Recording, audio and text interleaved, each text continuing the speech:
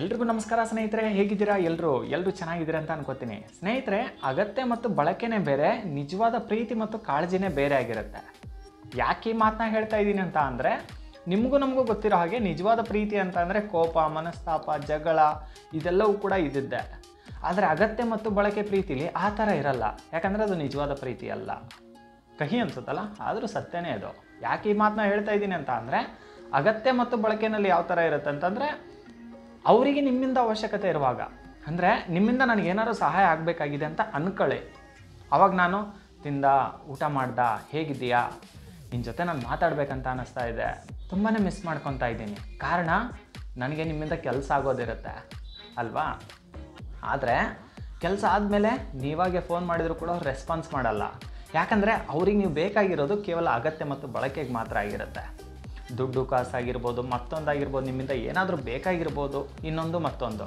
ನಿಮ್ಮಿಂದ ಸಹಾಯ ಬೇಕಾದಾಗ ಮಾತ್ರ ಅವರು, ನಿಮ್ಮಿಂದ ಏನಾದರೂ ಕೆಲಸ ಆಗೋದಿದ್ದಾಗ ಮಾತ್ರ ನಿನ್ನ ತುಂಬಾ ಮಿಸ್ ಮಾಡ್ಕೊತಾ ಇದ್ದೀನಿ, ಅಯ್ಯೋ ನಿನ್ನ ಜೊತೆ ಮಾತಾಡಿದೆ ನನಗಿರೋಕ್ಕಾಗ್ತಿಲ್ಲ, ಈ ಥರ ಕೆಲವು ನಾಟಕದ ಮಾತುಗಳು ಅಗತ್ಯ ಮತ್ತು ಬಳಕೆಯ ಪ್ರೀತಿಯಲ್ಲಿ ಬರುತ್ತೆ. ಆದರೆ ನಿಜವಾದ ಪ್ರೀತಿಲಿ ಆ ಥರ ಅಲ್ಲ. ನಿಜವಾದ ಪ್ರೀತಿಲಿ ಜಸ್ಟ್ ಒಂದು ಮೆಸೇಜ್ ಲೇಟಾಗಿ ರಿಪ್ಲೈ ಬಂದರೂ ಕೂಡ ಅಲ್ಲಿ ಜಗಳ ಶುರುವಾಗುತ್ತೆ. ಮಾತಾಡ್ತಾ ಕಾಲ್ ಹೇಳ್ದೆ ಕೇಳದೆ ಕಟ್ ಮಾಡಿದರೂ ಕೂಡ ಅಲ್ಲಿ ಜಗಳ ಶುರುವಾಗುತ್ತೆ. ಸತ್ಯ ಅಲ್ವಾ? ಆಗಿದೆ, ನಿಮಗೂ ಕೂಡ ಗೊತ್ತು ಇದು. ಆದರೆ ಇಲ್ಲಿ ಕಹಿ ಸತ್ಯ ಏನಂತ ಅಂದರೆ, ಕೆಲವರಿಗೆ ಇಲ್ಲಿ ನಿಜವಾದ ಪ್ರೀತಿನ ಅರ್ಥ ಮಾಡ್ಕೊಳ್ಳೋಷ್ಟು ತಾಳ್ಮೆನೇ ಇಲ್ಲ ಕೆಲವ್ರಿಗೆ. ಯಾಕಂದರೆ ಯಾರು ಅಗತ್ಯಕ್ಕೆ ತಕ್ಕಂಗೆ ಬಳಸ್ಕೋತಾರಲ್ಲ, ಹಾಂ ಬೇಬಿ, ಹ್ಞೂ ಬೇಬಿ, ಅವ್ರನ್ನೇ ನಂಬ್ತಾರೋ ಹೊರತಾಗಿ ಈ ಯಾರು ನಿಜವಾಗ್ಲೂ ಪ್ರೀತಿ ಮಾಡ್ತಾ ಇರ್ತಾರೆ, ಮನಸಾರೆ ಪ್ರೀತಿ ಮಾಡ್ತಾ ಇರ್ತಾರೆ, ಅವ್ರ ಮೆಸೇಜ್ ಬಂದರೆ ಸಾಕಪ್ಪ ಅಂತ ಯಾರು ಕಾಯ್ತಾ ಇರ್ತಾರೆ ನೋಡಿ, ಅವ್ರಿಗೆ ಯಾರು ಕೂಡ ಇಲ್ಲಿ ಬೆಲೆ ಕೊಡ್ತಾ ಇಲ್ಲ. ಅಂಥವ್ರಿಗೆಲ್ಲ ಒಂದು ಮಾತು ಹೇಳ್ತೀನಿ, ಕೇಳಿಸ್ಕೊಳ್ಳಿ. ನೀವು ಯಾವತ್ತಾದರೂ ಕೂಡ ನಿಜವಾಗ್ಲೂ ನಿಮ್ಮನ್ನು ಇಷ್ಟಪಡೋರನ್ನ ಮಿಸ್ ಮಾಡಿಕೊಂಡು, ನೀವು ಅಗತ್ಯಕ್ಕೆ ತಕ್ಕಂಗೆ ನಿಮ್ಮನ್ನು ಬಳಸ್ಕೊಳ್ಳೋರನ್ನ, ಅವರಿಗೆ ಅವಸರ ಇದ್ದಾಗ ನಿಮ್ಮ ಅಂದ ಚಂದದ ಬಗ್ಗೆ ಆಗಿರ್ಬೋದು, ನಿಮ್ಮನ್ನು ಹೊಗಳೋರ ಬಗ್ಗೆ ನೀವು ನಂಬ್ಕೊಂಡೋದ್ರೆ, ಖಂಡಿತವಾಗ್ಲೂ ಹೇಳ್ತೀನಿ, ಅವ್ರು ನಿಮ್ಮ ಜೊತೆ ತುಂಬ ದಿನ ಇರಲ್ಲ, ನಿಮಗೆ 3 ನಾಮ ಇಟ್ಟು ಹೋಗೋದಂತೂ ಖಂಡಿತ. ಆದರೆ ನಿಜವಾಗ್ಲೂ ನಿಮ್ಮನ್ನು ಇಷ್ಟಪಡೋ ವ್ಯಕ್ತಿಗಳು ಯಾವ ಥರ ಇರ್ತಾರೆ ಗೊತ್ತಾ? ನೀವು ಎಂಥದೇ ಕಷ್ಟದಲ್ಲಿರಿ, ನೀವು ನಿಮ್ಮ ಕಷ್ಟನ ಅವ್ರ ಕಷ್ಟ ಅಂದ್ಕೊಂಡು ನಿಮ್ಮ ಜೊತೆಯಲ್ಲಿರ್ತಾರೆ, ಆಯಿತಾ? ಖಂಡಿತವಾಗ್ಲೂ ಕೂಡ ನಿಮ್ಮ ಜೀವನದಲ್ಲಿ ಏನಾದರೂ ನಿಮ್ಮನ್ನು ನಿಜವಾಗ್ಲೂ ಇಷ್ಟಪಡೋಂಥ ವ್ಯಕ್ತಿ ಏನಾದರೂ ನಿಮ್ಮ ಜೀವನದಲ್ಲಿದ್ದರೆ ಖಂಡಿತ ಮಿಸ್ ಮಾಡ್ಕೊಬೇಡಿ. ಅವ್ರಿಗೋಸ್ಕರ ಎಂಥ ರಿಸ್ಕ್ ಬೇಕಾದರೂ ಫೇಸ್ ಮಾಡಿ.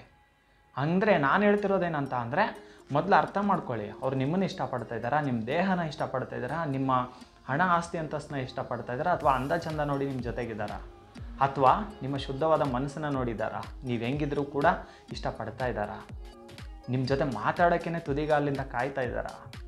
ಮೊದಲು ಇದನ್ನು ಅರ್ಥ ಮಾಡ್ಕೊಳ್ಳಿ.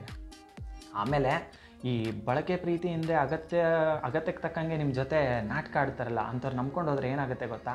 ನಿಜವಾಗ್ಲೂ ಹೇಳ್ತೀನಿ, ನೀವೇನೊಂದು ಕಾಪಾಡ್ಕೊಂಬಂದಿರ್ತೀರಲ್ಲ ನಿಮ್ಮ ಮನೇಲಿ ಒಂದು ರೆಸ್ಪೆಕ್ಟ್ ಅನ್ನೋದು, ಅದು ಸಂಪೂರ್ಣವಾಗೂ ಹಾಳಾಗುತ್ತೆ. ಜೊತೆಗೆ ಇನ್ನೊಂದು ದೊಡ್ಡದು ಏನು ಹಾಳು ಮಾಡ್ಕೋತೀರ ಅಂದರೆ ನೆಮ್ಮದಿ. ಇಲ್ಲಿ ನೆಮ್ಮದಿ ಇದ್ದೋನೇ ಸಾಹುಕಾರ ಆಗಿರ್ತಾನೆ. ಬರ್ತಾ ನಿಮ್ಮ ನೆಮ್ಮದಿ ಹಾಳಾಗ್ತಿದೆ ಅಂದರೆ ಅಂಥವ್ರನ್ನ ಆದಷ್ಟು ಬಿಟ್ಬಿಡಿ. ನೀವು ಅದನ್ನು ಬಿಟ್ಟು ನೀವು ಕಣ್ಣೀರು ಹಾಕ್ಕೊಂಡು ಜೀವನ ಕಳೀತೀನಿ ಅಂದರೆ ಅದು ಜೀವನ ಹಾಳಾಗೋದು ನಿಮ್ಮದು ಹೊರತಾಗಿ ಅವ್ರದ್ದಲ್ಲ. ಅವ್ರಿಗೆ ಇವತ್ತು ನೀವಿರ್ತೀರ, ನಾಳೆ ಇನ್ನೊಬ್ರು ಇರ್ತಾರೆ.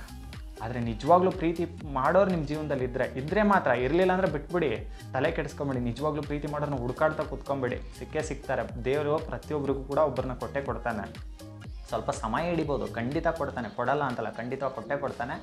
ನಿಮ್ಮನ್ನು ನೀವು ಹೆಂಗಿದ್ದೀರೋ ಹಂಗೇ ಅರ್ಥ ಮಾಡ್ಕೊಳ್ಳೋಂಥ ಒಂದು ವ್ಯಕ್ತಿನ ಭಗವಂತ ಖಂಡಿತವಾಗ್ಲೂ ಕೂಡ ಎಲ್ಲರ ಜೀವನದಲ್ಲೂ ಕೊಡ್ತಾನೆ, ಇದು ಸತ್ಯ.